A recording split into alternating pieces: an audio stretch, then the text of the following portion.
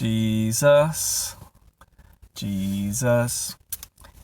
Enoch lived in a very, very dark time, yet he still chose to sacrifice his life and serve God instead of going the way of the world. And his sacrifice pleased God so much that God just absorbed him into himself.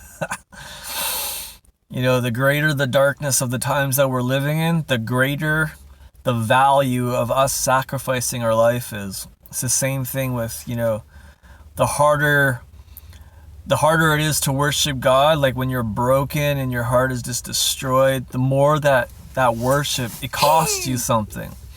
It's more valuable to God than, all the people who are in glory in heaven and they're just worshiping freely. So of course it doesn't really cost anybody anything. They can all see him clearly, who he is, and he's amazing. But when it costs us something, that is a sacrifice of praise, and it's worth so much to the Father. He searches the earth looking for worshipers who will sacrifice their hearts, sacrifice their minds, sacrifice their bodies, just to pour out an offering of praise to him, so he can flood them with his life and let them know how good life really is, life more abundantly, not just existing, because devils exist. They don't have life. Life is being filled with the God sauce.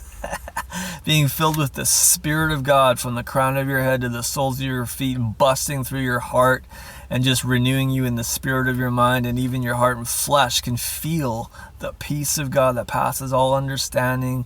Anything that we could ever conjure up or think of, God is better. Oh, shaka. So, no matter how hard the battle is, that's the time when it's time to sacrifice. If I don't feel like worshiping, it's so hard. That's the time to walk with God. Because that's what pleased God in the days of Enoch. Because he lived in such a dark time, man. But he still chose to make that sacrifice. And he was remembered as one who walked with God. Don't you want to be known for that? As someone who walked with God through a dark time? Well, give him a sacrifice of praise. Hallelujah.